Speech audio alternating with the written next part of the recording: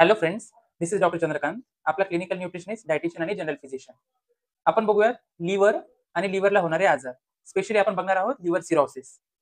Liver ही मानवी शरीरातील सर्वात मोठी एंडोक्राइन ग्लँड आहे. तिचं वजन जनरली 1.5 किलो पर्यंत असते. जर आपल्याला लिव्हरचे मेन फंक्शन्स बघायचे झाले तर स्टोरेज हे एक लिव्हरचं खूप महत्त्वाचं फंक्शन आहे.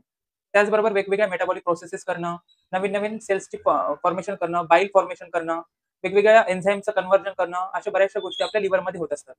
जनरली आपल्या लिव्हरला आपण शरीरातील फॅक्टरी असे म्हणत असतो. लिव्हर हे आपल्या राइट हायपोकॉन्ड्रियाक रिजनमध्ये बसलेलं आहे. आपल्या राइट लंगच्या खाली आपलं लिव्हर असते. आपल्या डायफ्रॅगमच्या खालच्या बाजूला. आपण बघूयात आता लिव्हरला होणारे आजार.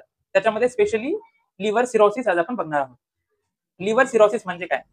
लिव्हर सिरोसिस बघायचं झालं तर जे आपल्या नॉर्मल हिपॅटिक सेल्स असतात, म्हणजे ज्या लिव्हरच्या सेल्स असतात, त्यांचं नॉर्मल फंक्शन हॅम्पर होणं किंवा त्यांचं डिस्ट्रक्शन होणं.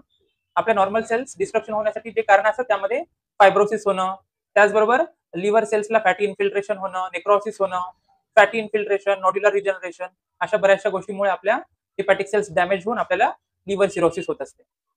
लिव्हर सिरोसिस हे इरिव्हर्सिबल आणि ट्रीट होण्याची गोष्ट नाहीये. त्याचबरोबर 50 to 60% जर लिव्हर सिरोसिस झालेला असेल आपल्याला, तर आपल्याला काहीच सिम्प्टम्स येत नसतात. बऱ्याच वेळेस अनडायग्नोज्ड राहत असेल लिव्हर सिरोसिस.